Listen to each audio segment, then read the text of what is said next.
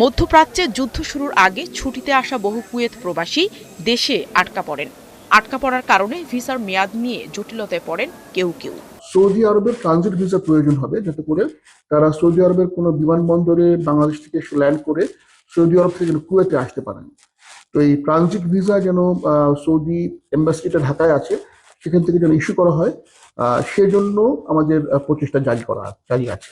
এদের অনেকে আবার ধার দেনা করে নতুন ভিসা নিয়ে বাংলাদেশে সব প্রক্রিয়া শেষ করে ফ্লাইট বন্ধের ফাঁদে আটকে যান। কারণ দেশটিতে শ্রম আইন অনুযায়ী নতুন ভিসার কর্মীদের ৩ মাসের মেয়াদের মধ্যে প্রবেশ করতে হয়।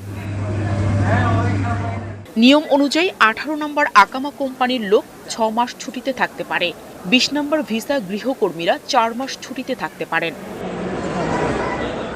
কুয়েতে নিযুক্ত বাংলাদেশের রাষ্ট্রদূত জানান, বর্তমানে যুদ্ধ পরিস্থিতি বিবেচনায় নিয়ে কুয়েত সরকার দেশের বাইরে ছুটিতে থাকা প্রবাসীদের ছুটির মেয়াদ ৩ মাস বাড়ায়।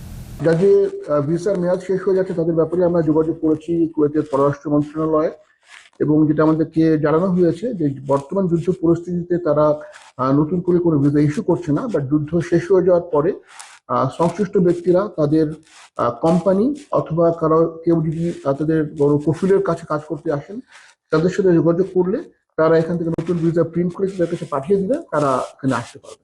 কিন্তু কুয়েতের সরাসরি ফ্লাইট না থাকায় বিপদ থেকেই যায়। বাধ্য হয়ে এখন তাদের যেতে হচ্ছে সৌদি আরব হয়ে অতিরিক্ত বিমান ভাড়া দিয়ে বিশেষ ফ্লাইটে।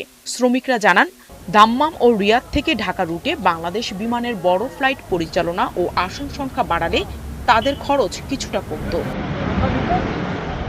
নাহিদা রিন্থি, ৭১।